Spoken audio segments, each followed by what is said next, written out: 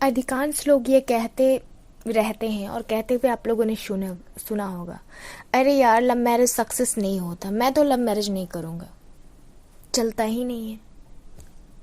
क्या कभी आपने सोचा है कि लव मैरिज सक्सेस क्यों नहीं होता?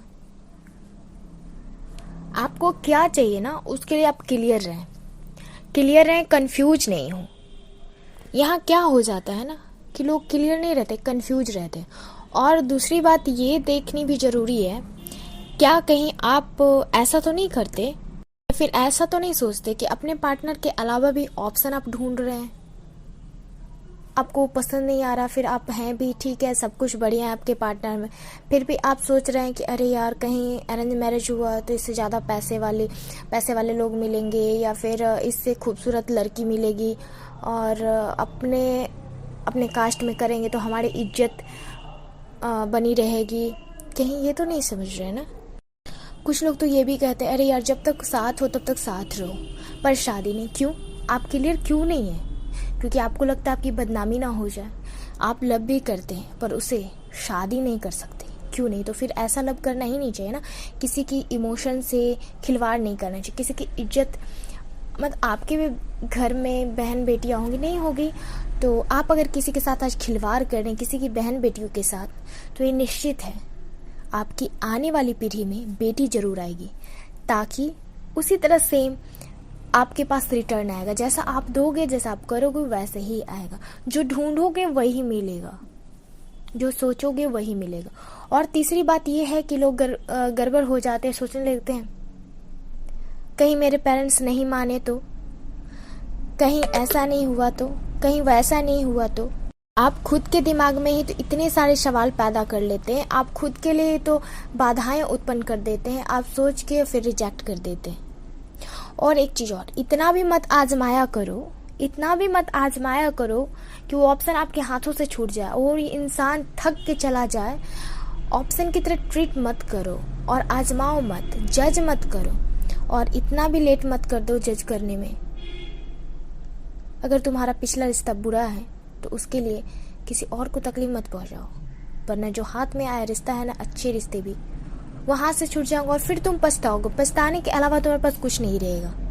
तुम इसमें भी पछताओगे कि अरे यार मैं इतना जाजा परखा कि इतना अच्छा पर्सन मेरे हाथों से निकल गया। चौथा ये होता है कि आप कभी क्लियर ही नहीं रहते, राइट, कि मुझे यही इंसान चाहिए। जब आप ही कंफ्यूज रहेंगे तो यूनिवर्स में जो आप बोलते हैं, राइट, एक बच्चा जिस तरह से जिद्दी बनता है, मुझे ये चाहिए नहीं, तो उस तरह से तो क्लियर रहिए ना। आप तो खुद क्लियर नहीं है तो ईश्वर क्या क्लियर रहेंगे? ईश्वर भी सोचते अरे ये बंदा तो कभी ये मांगता, कभी वो मांगता, कभी ये सोचता, कभी इस पैर पे नाव पे पैर देता है, कभी उस नाव पे पाँव देता है, तो गिरोगे ना, गिरोगे ही, मुंह भर गिरोगे, मरोगे ही।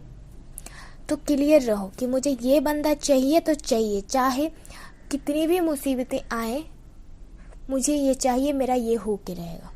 और पांचवा, पेरेंट्स क्यों नहीं चाहते अदर कास्ट? बहुत बार ये होता है कि अदर कास्ट में हमें लव हो गया। क्या लव करना पाप है? नहीं, लव एक फीलिंग है, पाप नहीं है। पर और छठी बात ये है, अपने लेवल के लोगों से रिश्ता रखो, राइट। बहुत लोग इसमें कंफ्यूज हो जाते, अपने लेवल मतलब हैसियत नहीं। और हैसियत की बातें अगर पेरेंट्स बोलते हैं, पता है क्यों बोलते हैं वो ऐसा? क्योंकि यहाँ लेवल नहीं, अपने सोच के लोगों अपने सोच के लेवल के लोगों से रिश्ता रखो, यहाँ ये कहने का मकसद होता है। लेकिन अक्सर लोग गलत समझ लेते हैं इस चीज़ को, अपने लेवल के लोगों के साथ दोस्ती करो, अमीर हो तो अमीर हो, गरीब हो तो गरीब से ही दोस्ती करो। क्यों ऐसा करते हैं? उनका ये कहने का मतलब होता है कि आपकी सोच मिलती है, ठीक है। आप बिजनेसमैन है तो बिजनेस के ही बारे में बातें करेंगे, और घास छीलने वाले लोग से अगर बिजनेस के बारे में बात करेंगे तो क्या समझेंगे? कुछ भी नहीं। तो ये हो गया। और लड़की के पेरेंट्स क्या चाहते हैं? हाँ, चाहते क्या है? लफुआ थर्ड क्लास का लड़का तो अपनी बेटी के लिए कोई नहीं चाहेगा। या आपकी बहन भी है तो आप कैसा लड़का चाहेंगे अपनी बहन के लिए घर लाना? कभी ये बात सोच के देखो, आप अपनी बहन के लिए अच्छा लड़का ढूंढने जाते हैं और आप किसी की बेटी के लिए फालतू लड़का बन के जाए तो क्या कोई आपको एक्सेप्ट करेगा? कभी नहीं करेगा, बिल्कुल नहीं करेगा, और करना भी नहीं चाहिए। तो खुद को इतना काबिल बनाओ कि लोग तुम्हें एक्सेप्ट करने को मजबूर हो जाए। उनके पास कोई ऑप्शन ही नहीं रहे ना आपको रिजेक्ट करने का। एक जेंटलमैन बनो, जो बोलते हो वो करो, कथनी और करनी में फ़र्क नहीं होना चाहिए। लोगों की रिस्पेक्ट करो, सेल्फ डिपेंडेंट हो, अपने पैरों पे खड़े हो और लोगों को कन्विंस करना सीखो। पेरेंट्स तो यही चाहते हैं ना, इज्जतदार हो, जिसकी सोसाइटी में इज्जत हो, पैसा कमाता हो, जेंटलमैन हो। ऐसे ही लड़के चाहते हैं ना अपनी बेटियों के लिए। तो फिर तुम क्यों नहीं बनते? नीता अंबानी मैम की लव मैरिज शादी हुई, राइट? उनकी शादी को देख लो, शाहरुख खान सर की शादी को देख लो, ऐसे बहुत सारे ऑप्शन है। धोनी सर की मैरिज को देख लो, ऐसे बहुत सारे ऑप्शन हैं, बहुत सारे एग्जाम्पल हैं, सॉरी ऑप्शन नहीं, एग्जाम्पल आपके सामने, आप देखना चाहें तो। और उनमें ढूंढिए। और एक बात जानते हैं, उन्होंने जिस लड़के और लड़की का हाथ थामा ना, एक ही का हाथ थामा, उसके अलावा किसी और को नहीं चाहा, तो उन्हें वो चीज़ मिली। और जो लोग कभी इसे कभी उसे, कभी लोग सोच ले अरे इससे कहीं बढ़िया मुझे मिल गया तो मैं कहीं इसी में लटका ना रह जाऊं, कहीं मेरी किस्मत में इससे और बढ़िया हो। तो आपको जो मिलता है ना, भगवान वही सबसे बेस्ट होता है। भगवान सबसे जो बेस्ट होता है आपके लिए वो देते हैं। जैसे पेरेंट्स मार्केट का सबसे अच्छा चीज़ अपने बच्चों को, हर पेरेंट्स चाहते हैं कि उनके बच्चे को वो अच्छी चीज़ प्रोवाइड करवाएं, राइट? I am right?